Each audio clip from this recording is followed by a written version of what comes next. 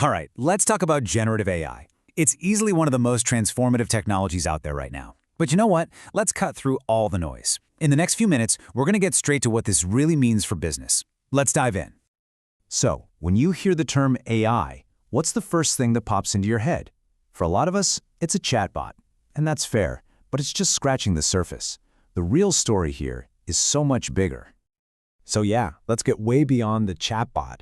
In this first part, we're going to build a really solid foundation and define what generative AI or Gen AI actually is and what makes it such a game changer. Okay, here's the absolute core difference. Traditional AI is fantastic at analyzing data that already exists, like your email's spam filter or a movie recommendation engine. But generative AI, it's playing a totally different game. It's not about analyzing what's there, it's about creating something brand new. That shift from analysis to creation is everything. And that leads to this crucial point. Generative AI isn't really an application you buy, it's a foundational technology. Think of it like this. It's the engine, not the car itself. You can build that engine into countless different applications to generate text, code, images, you name it.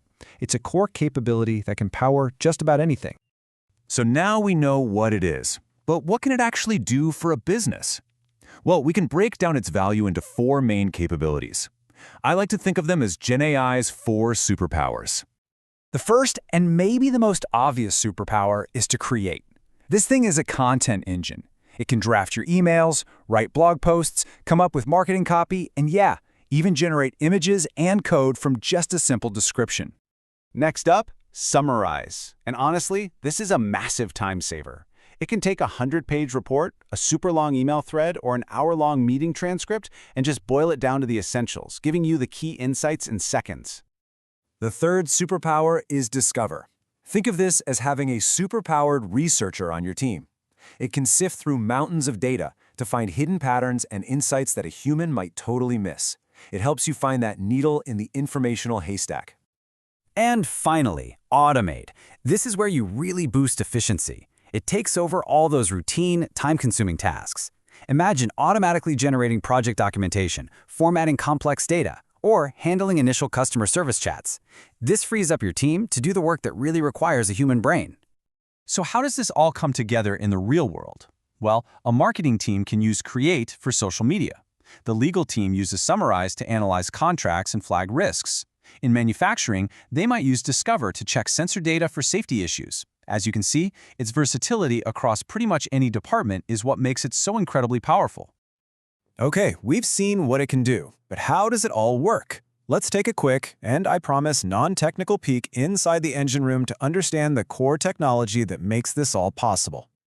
The big leap forward is this shift from traditional models to what we call foundation models. A traditional model is like a specialist. It's trained on very specific data to do one job really well, like filtering spam. A foundation model, on the other hand, is a generalist. It's been trained on a massive, incredibly diverse data set, which allows it to adapt and perform tons of different tasks, from writing a poem to debugging code.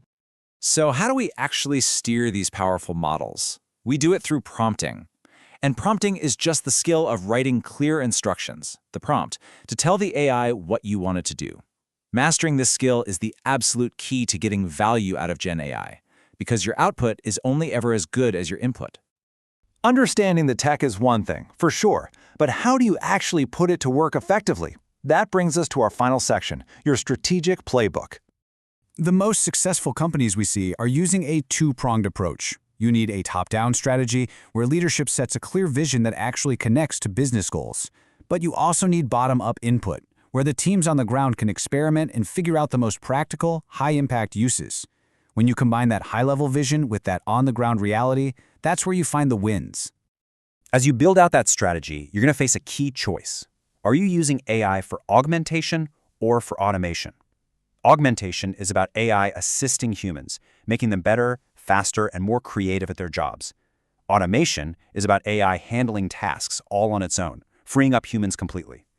Both are totally valid, but they represent very different strategic goals. So let's do a super quick recap. Remember, Gen AI is about creating. It's got those 4 superpowers: create, summarize, discover, and automate. It runs on those flexible foundation models that you control with prompts, and a winning strategy balances that top-down vision with bottom-up ideas while making a clear choice between augmenting your team and automating their tasks. And that brings us to the final and I think the most important thought. This technology is already here, and it's already reshaping how work gets done.